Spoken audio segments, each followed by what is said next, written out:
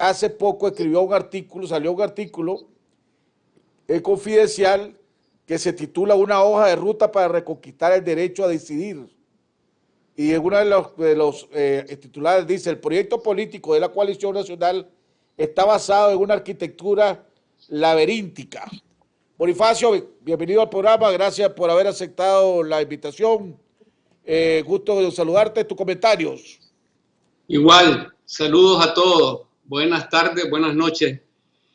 Sí, debido a que dentro de la UNAP el debate es muy poco, he escrito muchos documentos y son desechados, no llegan a las otras comisiones, no se discuten correctamente, entonces opté por comenzar a escribir en Confidencial, que es una revista excelente, y a plasmar los puntos de vista. Y en el último artículo lo que dije es algo muy sencillo. En primer lugar, la oposición está por un lado y las masas y las preocupaciones del pueblo por el otro. La gente está preocupada por la pandemia, por la crisis económica, por la inseguridad que existe en el país, y no hay una respuesta adecuada al respecto. Pareciera entonces que los grupos de oposición viven maquinando para ponerse de acuerdo y amarrar la vaca, ordeñarla, vender la leche, pero le puede pasar lo de la lechera, que se pueden accidentar en el camino. Entonces, al analizar la estructura que plantean en el estatuto, me doy cuenta que el estatuto lo que hace es reproducir la estructura existente del UNAP. Es una estructura basada en comisiones, basada supuestamente en trabajo territorial, y eso significaría duplicar el esfuerzo de los partidos y de las organizaciones existentes en crear estructuras artificiales. Porque realmente una coordinación, sea política o sea electoral, debe ser sencilla, partiendo de la fuerza de cada una de las organizaciones y sumando esfuerzos, no creando estructuras paralelas y duplicando esfuerzos.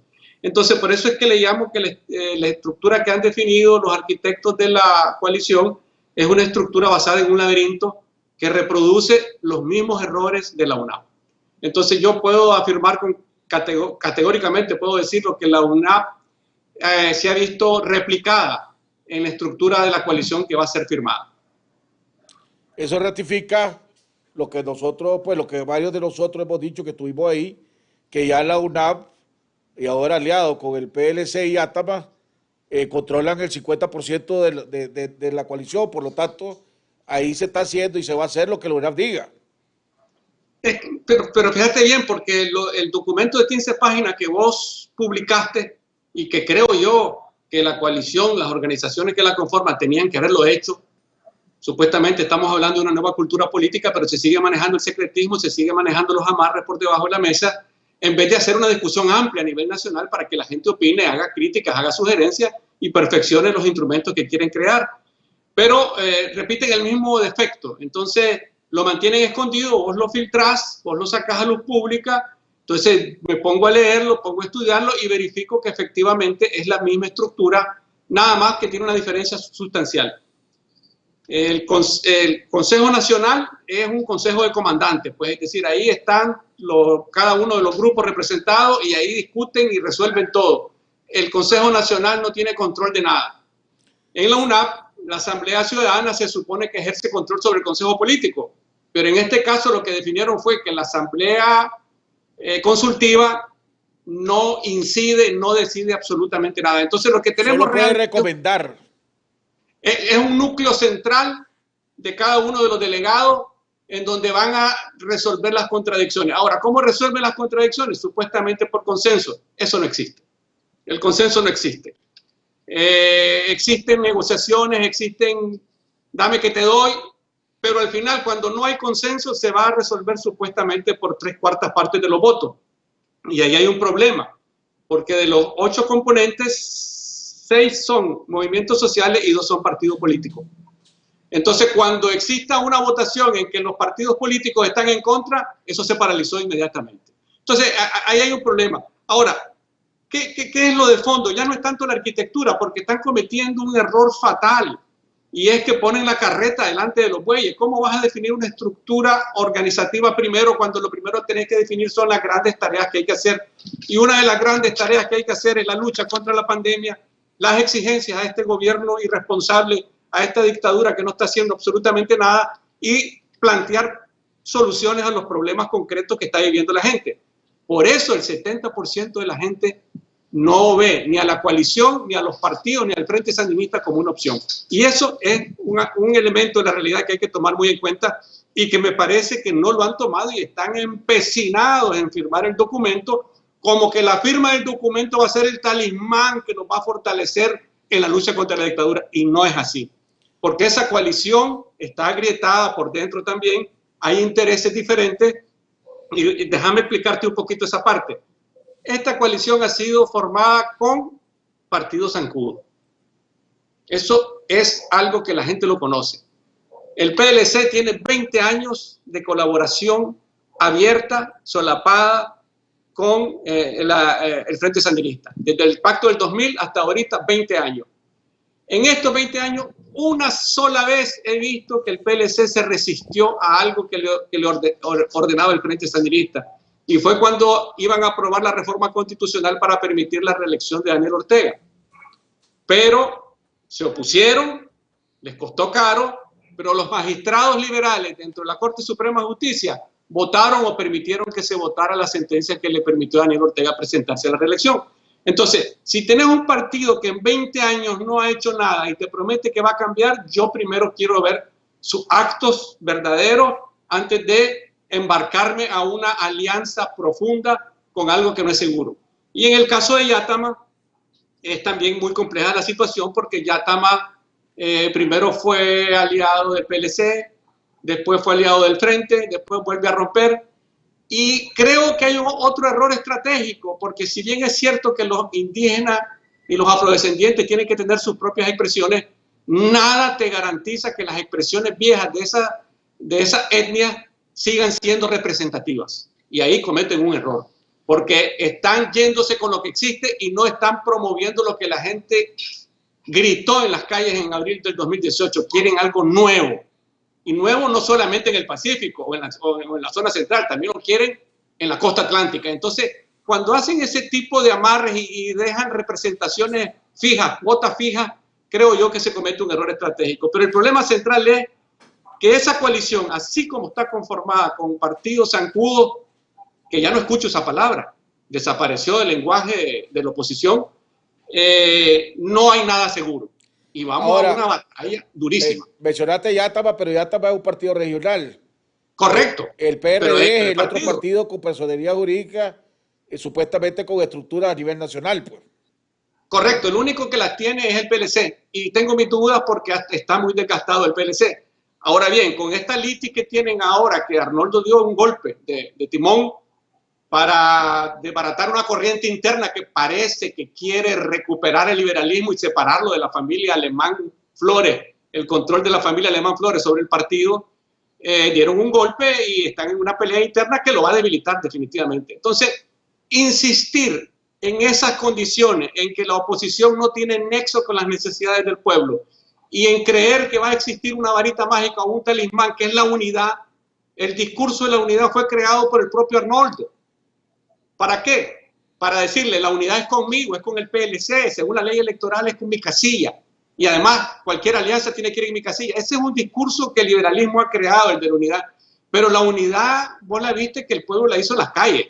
Entonces, el problema no es crear estructuras, sino tener políticas. Y aquí es donde yo critico la debilidad de la UNAP, de la Alianza Cívica y de la misma coalición. Porque lo central es tener una política y un discurso que es lo que no existe. Entonces, por eso la gente los castiga en las encuestas. Ahora, ¿por qué crees vos que tuviste el UNAP y sabés cómo operan, por qué crees que le hayan caído tan duro y le hayan dado tan fuerte a la Alianza Cívica este fin de semana, solo porque ellos no han dicho que se van a salir de la coalición?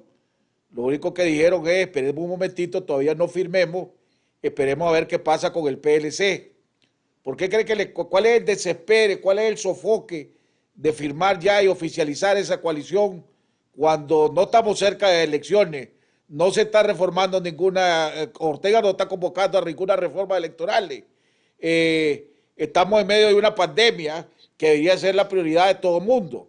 Entonces, ¿cuál es crees vos que es el sofoque para firmar ese documento y por qué le haya caído tan duro a la Alianza Cívica que de tal punto que si la Alianza Cívica regresa ahora a la coalición, bueno, que nunca se ha ido, pero si se queda en la coalición, es un vehículo chopeado, rayado, por la misma, por sus mismos socios, pues sus mismos compañeros de coalición, pues, ¿cuál creemos que ha sido ese sofoque orquestado por la UNAP hacia la Alianza Cívica? Bueno, yo sigo estando en UNAP y sigo peleando dentro de UNAP. En la medida de lo posible sigo peleando para que cambien esas posiciones. Yo, por ejemplo, les dije desde la reunión de San Salvador, hay un error en esta concepción de la coalición. La coalición es un proceso político gradual que debe construirse en el tiempo para ir resolviendo las diferencias, ir unificando las fuerzas en torno a puntos comunes concretos que vayan desvaneciendo la desconfianza. No me hicieron caso, dijeron que la proclamaban para el 15 de enero, después para el 25 de febrero, que fue la fecha del triunfo electoral de doña Violeta, y ahora va para el 25 de junio. ¿Cuál es el afán? Como decimos en buen nicaragüense, es prepiarse. ¿Qué significa prepiarse? Nosotros somos la unidad, cualquiera que quiera luchar contra la dictadura está dividiendo el voto y entonces vengan para acá porque aquí es donde está, en este corral es donde va a entrar todo el mundo. Creo que ese es un error, es un ultimatismo que se le plantea a la realidad. Estamos a año y medio de las elecciones y estar hablando de alianzas electorales o de estructuras laberínticas en donde se van a discutir, el Consejo Nacional va a discutir las candidaturas, es muy prematuro. Primero definamos el panorama electoral. Vos no podés ir a una pelea, a un juego de béisbol, si vos no sabés cómo está el campo, si vos no sabés quién van a ser los jueces, si vos no sabés cómo va a ser, cómo van a estar las barras, etcétera, etcétera. No vas a ir a eso, porque si no vas a ir a que te apaleen. Y eso es lo mismo que puede estar ocurriendo. Entonces, en vez de estar discutiendo ahorita los problemas de la pandemia, los problemas económicos de la gente y también no descuidar el problema de las reformas electorales, están actuando a la inversa. Y ese es un error estratégico. Si la Alianza Cívica, que creo que tuvo razón en cuestionar la forma como se iba a aprobar el documento, se echa para atrás, entonces lo que va a haber es una mayor desazón de la gente, porque entonces lo que se ve es, bueno, primero dice que sí, primero dice que no, Carcache primero dice que sí, después se va, y así sucesivamente. Entonces todo ese bamboleo perjudica la lucha de la oposición porque lo que da es una mala imagen. Ahora, hablas de que decías desde hace rato que desde El Salvador, de ese viaje a El Salvador que se hicieron, que recibieron las instrucciones de ese babosada, de ese pelearse y hay que formar una coalición, que el plazo que ellos tenían era, es más, que ya se había vencido, que era mayo, pero pasó mayo, entonces que le dieron hasta finales de junio, de lo contrario no le daban más recursos económicos, ¿verdad? Para que pudieran seguir operando. Entonces el sofoque este que se tiene será porque también están con miedo que le quiten el apoyo y los recursos económicos que le están dando. Yo que estuve en esa reunión te puedo decir categóricamente que no escuché nada de eso, solo que lo hayan dicho en lo que me levanté a ir al baño o que fui a comer o alguna cosa así. No se mencionó absolutamente nada de dinero ni de fondo, absolutamente nada. Pero si la oposición está pensando siempre en el financiamiento, en los donantes, en los cooperantes, no tiene autonomía y no va a poder luchar contra este monstruo que tenemos aquí adentro, que es la dictadura del Frente Sandinista. ¿Por qué? Porque estamos enfrentándonos a una experiencia acumulada, a una serie de recursos acumulados, a una estructura de cuadro, a una red territorial que tienen. Y ese combate político no es simplemente dar declaraciones, ni sacar comunicados, ni conseguir fondos, ni nada por el estilo. Es una pelea muy dura. Y en eso la gente no se equivoca. Por eso es que la gente en la última encuesta ha castigado a todos. La UNAP sacó el 5% de preferencia, pero en septiembre del 2019 tenía 30-35%, igual que la Alianza Cívica. La Alianza Cívica se desplomó al 1%. ¿Por qué? Porque la presencia de los empresarios le introduce un elemento poco político, más de conciliación de intereses que de un discurso que la gente quiere escuchar porque la gente está desesperada. Entonces, ahora, que también una jugada también inclusive medio tramposa de la firma encuestadora, porque ni la UNAV ni la Alianza Cívica son partidos políticos, ni tienen personería jurídica para poder correr, pues. Correcto, correcto, sí. Y además también tramposa en el sentido porque las personas que pusieron, porque si te ha puesto vos, probablemente ha salido también rankeando ahí. Pero el problema no es ese. El problema es que las encuestas, con toda la reticencia y la desconfianza que podamos tener de que son financiadas en otros, no deja de reflejar algo de la realidad. Y lo que reflejó es un descorazonamiento de la gente en relación a la oposición. Y esto es grave. Más bien, en vez de estar preocupados por firmar documentos el 25 de junio, deberían de estar preocupados por hacer reuniones con toda su gente para decir, un momento, ¿qué es lo que está pasando aquí? Necesitamos retomar la brújula porque la hemos perdido en esta tempestad.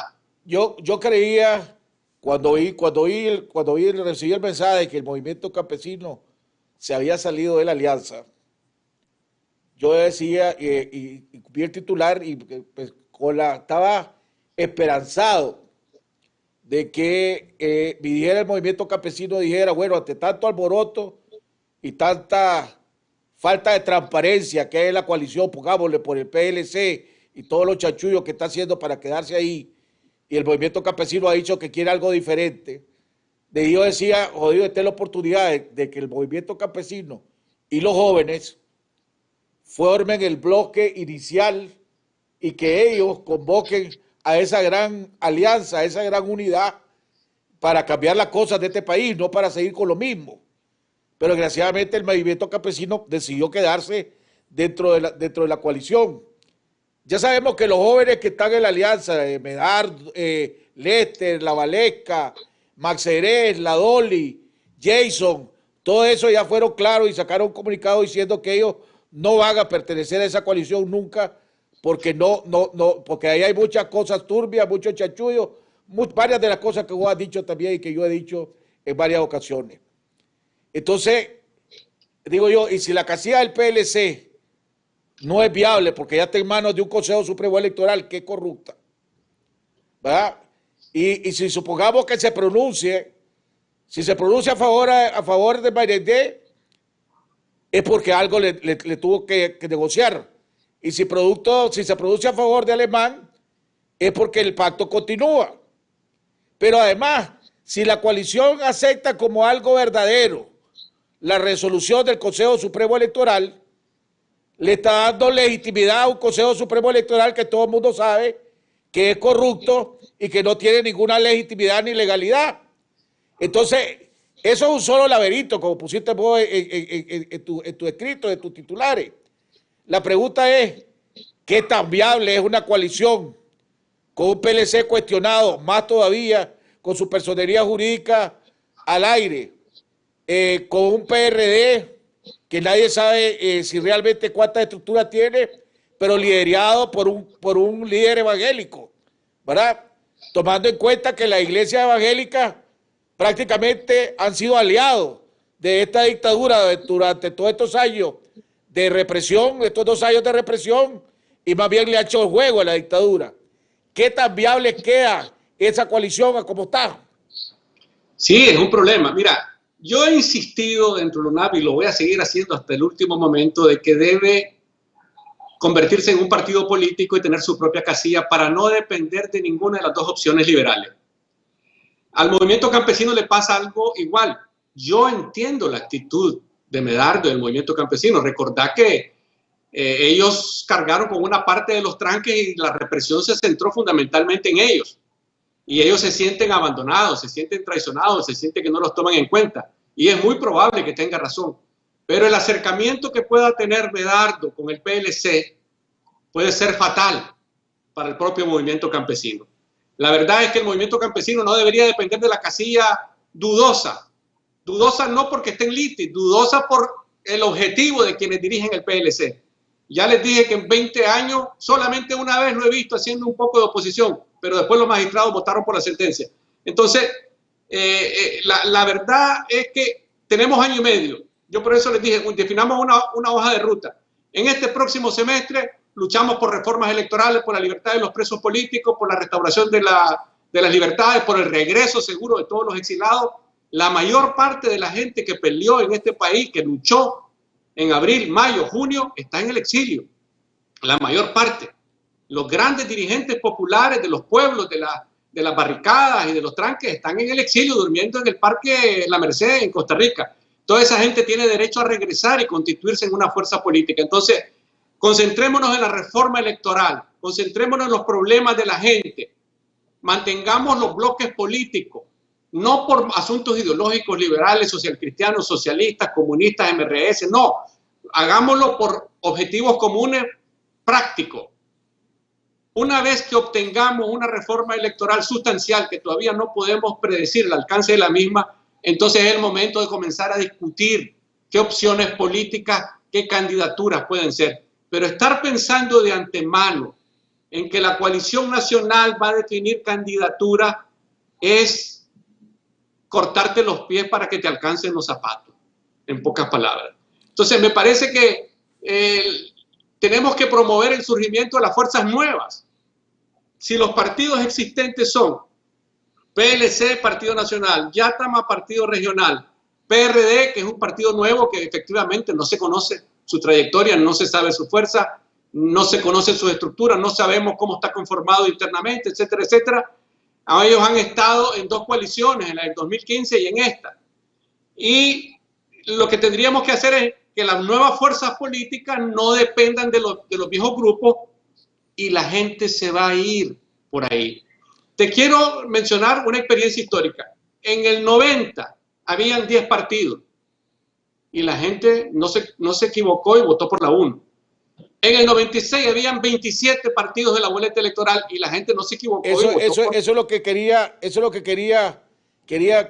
preguntarte, te me adelantaste la pregunta. Si querés termino la idea para es que va por la misma para que la gente capte exactamente lo que estás diciendo. Aquí hay un mito que la gente dice, si no hay una unidad total, Ortega gana, ¿verdad? Pero la historia nos dice que nunca ha habido una unidad total. Así es. Y cuando corrió Olla Violeta, en la 1 habían 14 partidos. 10. ¿Verdad? No, en la 1 había 14. Sí, dentro de la 1, correcto. Dentro de la 1 había 14. Y fuera de la 1 compitieron 10 partidos, incluyendo, si no me equivoco, vos fuiste candidato a la presidencia en uno de esos partidos. Así es. ¿Va? Y la gente lo que hizo es, vio en Doña Violeta y en la 1 la alternativa y se fueron con ella, ¿verdad? Entonces, en el 96, cuando corrió Alemán, que en ese momento todo el mundo veía a Alemán como la gran figura antisandinista por todo lo que había hecho en la alcaldía y los ataques, y que la Mónica Baltodano le había quemado la alcaldía en 2 o 3 ocasiones, y los frentes sandinistas le había vandalizado la alcaldía varias veces. Entonces la gente dijo, hombre, Alemán es el que puede parar a Ortega. ¿Y cuántos eran? 26 partidos, 27 partidos. 26. Y la gente votó en 2 casillas, básicamente, la del PLC y en la del Frente Sandinista. O sea que no necesariamente la gran unidad es clave para derrotar a Ortega. Eso lo he dicho yo insistentemente, me agrada que coincidamos, porque ese es un mito que inventaron los liberales para captar votos. Estamos divididos, entonces cada quien se reclamaba el verdadero liberalismo y entonces en ese juego estuvimos, porque si te acordás en el 2006, es cierto que estaban divididos, pero hay un factor que poca gente menciona y es que Roberto Rivas ya estaba en el Consejo Supremo Electoral. Y el Frente Sandinista antes del 2006 ya venía ganando las alcaldías paulatinamente, en cada elección venía ganando cada vez más alcaldías porque ya estaba Roberto Rivas en el Consejo Supremo Electoral. Entonces, mientras no logremos solucionar ese problema de la nitidez de la elección, de la claridad para que la gente vaya a votar y sienta que su voto se le respeta y vale, estamos arruinados. Ahora bien, además, ahorita que vos mencionás el 2006, también la gente no se debe olvidar que quedó un 9% que no se contó. ¿Verdad? Sí, y que no sabemos si ese 9% correspondía a los lugares más poblados del país o no. Que supuestamente eran los votos del norte que ahí el sandinismo estaba siendo apaleado. Y según Eliseo Núñez, ¿verdad?, que lo dijo en este programa, hubo una negociación a 3 bandas para que no se costaran ese 9%. ¿Ya? Y al grupo de Eduardo Montealegre le dieron el segundo lugar y a Alemán le dieron más diputados y al Frente lo declararon ganador. Eso lo dice Eliseo Núñez, que dice que él participó en esas negociaciones. O sea, que ya inclusive en el 2006, que es el gran ejemplo de la división, aún ahí, va, según lo que está diciendo Eliseo, no ganó Ortega, sino que tuvo que negociar con aquellos que se prestaron a negociar. Así es. Y ahí cometió un gran error Eduardo Montealegre, pues definitivamente que eso la historia se lo va a cobrar siempre. Pero bueno, volvamos al tema central. Es un mito, es un fetiche la unidad. La han querido convertir en el gran escudo, en la varita mágica, en el talismán que le va a dar todos los poderes a la oposición. Mentira. Ya la gente no se equivoca. La gente tiene 20 años de estar aguantando esto. Entonces la gente está muy desconfiada. Más bien, si no logramos tener un discurso unificado para las reformas electorales, no vamos a lograr convencer al electorado que participe en las elecciones, porque hay mucha decepción política y eso no lo notan, porque hay gente que está más interesada en los carguitos que pueden obtener en unas elecciones no muy claras, en los carguitos que pueden obtener cuando se ponen de acuerdo las copulitas, pero no en transformar el país, porque el problema no es solamente ganar las elecciones, el problema es lo que viene después. Esa Asamblea Nacional, ¿cómo va a actuar? Se van a dividir los bloques, muy probablemente como sucedió con la UNO. ¿Por qué? Porque necesitamos constituir nuevas fuerzas políticas con programas claros. Fíjate bien. Ahora, déjame hacerte esta pregunta, Bonifacio. ¿Vos sinceramente crees, con el actuar que está haciendo Ortega, con todos los asesinatos que se han cometido, con todos los crímenes de lesa humanidad, con toda la corrupción que ha habido y que hay, ¿verdad? Con todo lo que está haciendo, ¿vos crees que este hombre va realmente a permitir que en este país haya elecciones con el más mínimo riesgo de que él la pueda perder? Yo creo que el modelo económico y político de la dictadura está agotado y van a tener que hacer cambios, como decimos nosotros popularmente, a pija. Mira cómo está el panorama. A nivel internacional las sanciones se mantienen y se han agudizado. Y vienen más. A nivel económico hay una crisis económica profunda. O sea, estamos en 3 años de recesión. La gente está desesperada. Hoy me estaba diciendo una persona, las empresas están cerrando, están corriendo a las personas. El 70% de la gente ha ido en tal empresa, ya la despidieron. Las ventas han bajado totalmente. Los bancos, por eso la Ciboip tuvo que echar marcha atrás de lo que habían dicho. Y ahora han tenido que decir a los bancos, denle prórroga a la gente porque si no van a quebrar los bancos, porque no van a recuperar sus créditos. Entonces es una situación altamente explosiva la que tenemos. Y da la desgracia que en esta situación altamente explosiva la gente ve a la oposición discutiendo arquitectura en vez de estar discutiendo las políticas económicas contra la pandemia y además diciéndole a la gente, necesitamos cambiar este sistema electoral que este es el origen de la dictadura. Ese discurso no existe. Y te voy a decir algo. ¿Te acordás que pusimos en el 12 de diciembre a la nación y al mundo el proyecto de reformas consensuadas? Ajá. No lo han publicado todavía. No lo han publicado. Yo lo tengo, pues. No lo han publicado. ¿Sabes por qué no lo han publicado? Porque están esperando que cómo pueden haber, si no, si... Es que están las reformas electorales que ustedes trabajaron, estamos parte de una negociación que hay interna dentro de la coalición. Sí, lo sé. El PLC no quiere que las reformas constitucionales se termine el bipartidismo. Así es. Y vos entonces, me preguntaste una vez. Ahora, lo que me sorprende, Bonifacio, es, ¿verdad? Ya que vos seguís, decís que seguís en la UNAP, es que muchos de los que están ahí en la UNAP siempre habían dicho que el pacto y el bipartidismo era grave para este país. Pero van a permitir, ¿verdad? Porque esa es la condición que hay de que en las reformas electorales, cuando se lleguen a dar, si es que se llegan a dar, van a permitir que el bipartidismo o el reglamento ese, el bipartidismo, continúe.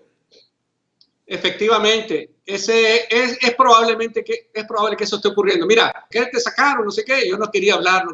Ahora sí puedo hablar. Ahora sí lo puedo hacer porque ya ha transcurrido algún tiempo y no quería que la gente me viera que yo estaba como resentido. No, no, no, no, no, no.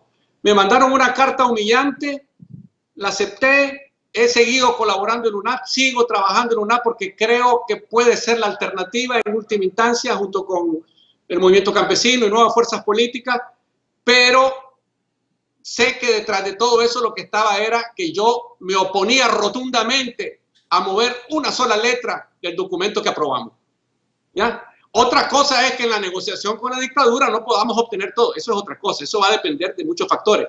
Pero de antemano, para aliarse con el PLC, para neutralizar a C por L en ese pleito que hay entre las dos fracciones liberales, hacerle concesiones o insinuar que pueden haber concesiones en ese tema, porque el PLC ha sido bien claro. El PLC ha dicho, yo ofrezco mi segundo lugar para que todos ustedes participen en las juntas receptoras de votos. Hizo una oferta tentadora, pero eso no es correcto. Aunque le den la opción a todas las fuerzas a participar, eso debe terminar, porque ese es el origen de la actual dictadura, el bipartidismo. Por eso es que no quieren, por eso no la han vuelto a anunciar, porque saben que van a tener que hacer público el amarre que tienen con el PLC. Es que la verdad es que si no hay, ahorita las dos casillas más importantes que hay es C por L y el PLC. C por L que le han dado garrote en varias ocasiones. Yo ya diría, fíjate que yo ya no estaría de acuerdo con vos, porque ahora que está en las manos del Consejo Supremo Electoral, ya el PL, y sobre todo con la experiencia que hubo con el PLI, que en medio proceso electoral le quitaron la casilla, ya el PLC ya no es una casilla que esté en juego. Aquí las únicas dos casillas que podemos decir, ¿verdad?, que están en juego, que podrían estar en juego, es el PRD y C por L. Y eso que todas están en peligro porque esta dictadura hace lo que le da la gana cuando le da la gana. Pero sí, el PLC, una vez que se puso en las manos, que lo entregaron a las manos del Consejo Supremo Electoral, ya no es una casilla viable, en lo más mínimo. Correcto. Yo te estaba narrando el proceso de por qué se estaba dando, que en el conflicto de los dos, y como C por L rechaza a la mayor parte de las organizaciones que participan en el UNAP, entonces es probable que hayan pensado que se puede hacer una alianza táctica con el PLC para mientras se constituye la coalición, teniendo como carta de reserva el PRD. Es muy probable, es muy probable. Pero de todas maneras, mientras exista el transfugismo en la Constitución, ninguna alianza, ningún partido está garantizado. ¿Por qué? Porque le van a hacer lo mismo que le hicieron al PLI en el año 2016, que es que por cualquier motivo la directiva del partido presenta su queja y dice que son tránsfugas y los van a destituir. Una cosa monstruosa que ocurrió en el año 2016, porque tenés que respetar la votación popular. Pero el Consejo Supremo Electoral no puede destituir diputados. Pero la casilla, o sea, mantener que la casilla sea del partido, eso va contra cualquier democracia, eso es insultar al votante. Bueno, oíme, eso es lo que insiste el PLC. El PLC dice, es mi casilla. Así okay. es. El PLC está de acuerdo. Yo lo comparto el segundo lugar con ustedes y así se puso así, abrió las manos enormemente y dice, yo les doy participación en el segundo lugar porque no tiene todavía la estructura que tenía antes, entonces necesita gente que le ayude a cuidar las juntas receptoras de votos. Pero el problema no es ese, el problema central es que si nosotros aceptamos ir en esas condiciones a las elecciones, se repite el error y dentro de 2 o 3 años el Frente Sandinista vuelve a recuperar y se acabó. Ahora, yo me acuerdo que en una de las primeras reuniones que yo participé en la mesa multisectorial, hubo una discusión alrededor de que la UNAP decía en ese momento que la UNAP, si se daban unas negociaciones, ¿verdad?, para la reforma electoral y todo lo demás, que la UNAP iba a buscar cómo tener su propia personería jurídica. Vos que estás dentro de la UNAP, sigue siendo una de las metas de la UNAP, tener su propia personería jurídica.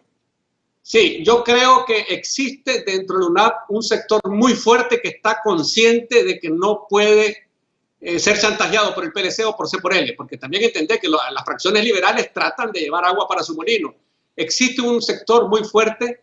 La UNAP, en este proceso en que el Consejo Político ha impuesto un rumbo que no necesariamente es lo que se discute en las reuniones de las comisiones o lo que se discute en la Asamblea Ciudadana, porque las resoluciones nunca las publican. Es una cosa rarísima. Se toman resoluciones, pero nunca tenemos un boletín interno del UNAV que diga, esto fue lo que acordamos, esto fue lo que se resolvió. Entonces todo va quedando difuso, va quedando interpretaciones, y así ha venido avanzando el Consejo Político con una política que yo considero que es dañina para el UNAV y para la oposición en su conjunto. Ahora bien, sí creo que debe de lucharse por unas casillas propias tanto de la Alianza Cívica, que no han querido convertirse en partido, como de la Unidad Nacional Azul y Blanco, del movimiento campesino, de los jóvenes y de cualquier otra fuerza que surja. Pero esto del surgimiento de nuevas fuerzas políticas no es para dividir, es para unir tantos vigores dispersos, como decía Rubén Darío. Es decir, tenés que crear que la gente se desahogue, que la gente participe, que la gente siente que está creando algo nuevo, y después tenemos políticas para unificar, porque podemos hacer grandes bloques y grandes alianzas electorales. No van a ir todos unidos en el mismo costal. Eso, convenzámonos que no es posible. Y la gente va a tener que decidirse por cuál de las opciones es la que más lo representa. La gente va a decir, me convence fulano de tal. ¿Por qué? Porque ese discurso es el que me llega. Eso fue lo que ocurrió en el 90, eso fue lo que ocurrió en el 2006, pero ahorita creen que el fetiche de la unidad le va a dar voto. No va a dar voto, porque la coalición, así como está, dentro de 6 meses se va a resquebrajar. Cuidado que antes, porque hay intereses muy contradictorios. Ya, si hoy está la encuesta. La encuesta dice claramente, para lo que valga la encuesta, que ahorita el pueblo de Nicaragua, el 62% del pueblo de Nicaragua no está de acuerdo con lo que está pasando en este país, con lo que le está proponiendo la oposición. Y hoy hizo otra votación donde 735,000 personas votaron, ¿verdad? Donde el 80% de ellos dijeron, no nos sentimos representados con lo que está ahí en la coalición. Aquí quieren forzar a que la gente cambie en vez de cambiar la propuesta. Pienso yo que eso tiene que ver con la falta de liderazgo político. Mira, venimos de la dictadura de Somoza. El periodo del 90, del periodo de los 80 fue de dictadura también, fue un gobierno totalitario. Del 90 para el 2006 fue un periodo de una democracia muy caótica, muy frágil, pero en la cual emergió Alemán como el nuevo dictador, que no pudo, porque el Frente no quiso, porque el Frente lo impidió. Pero si Alemán ha logrado la reelección, ahí tuviera el Partido Liberal Constitucionalista, la dictadura de ellos, gobernando. Entonces, como no hay esa formación de liderazgo político, no hay debate, todo se reduce a hablar entre los pasillos, a convencer a alguien, a reclutarlo, a ganarlo, a comprarlo, a seducirlo, y no hacer el debate de cara a la población. Entonces yo creo que eso lo que ha impedido es que surjan verdaderos liderazgos políticos. Porque mira, ha ocurrido un fenómeno que lo he venido observando del 18 para acá. Los jóvenes están apartados. Los grupos estudiantiles están diezmados. Son pocos los que sobreviven. En el exilio la gente está mal. Y entonces lo que hay es una desesperación. Entonces vos ves, por ejemplo, que está Iniciativa por el Cambio y el Grito de Abril, que están en una posición de que no quieren nada, que están en contra de la dictadura, y están otros que están en el sentido inverso, que van haciendo concesiones a los zancudos, que ya no tienen el discurso que tenían antes, y entonces la gente está en medio, volviendo a ver para un lado y para otro, pero ninguno de los dos atrás. Comentarios finales, Bonifacio.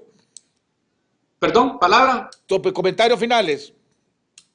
Creo que este debate que hemos dado en esta pequeña entrevista debe generalizarse y debe hablar las cosas claras, sin insultos, sin provocaciones, para que la gente se aclare. Y yo he tratado en mis últimos artículos de plantear posiciones claras, y la última hoja de ruta que planteé me parece que es un camino a seguir. El próximo semestre nos concentramos en la liberación de los presos, en la restauración de la garantía, en garantizar el derecho de los exilados y en las reformas electorales, porque también tiene que haber reformas constitucionales. Si no hay reformas constitucionales, no vamos a ningún lado, porque todo esto lo montaron con las reformas constitucionales del pacto y del 2014, y hay que desmontarla, y hay que decirle a la comunidad internacional, si esto no se desmonta, la dictadura va a continuar después, se va a reciclar nada más. Una última pregunta, yo sé que hiciste tus comentarios finales, pero con estos chanchullos que está haciendo Arnoldo Alemán,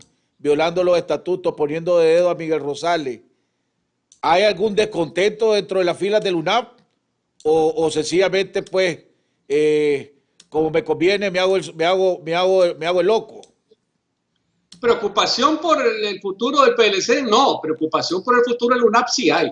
No, por Hay eso, mucha preocupación. pero si el UNAP está en alianza con el PLC y el PLC está haciendo eso, pues directamente se vuelve cómplice, ¿no?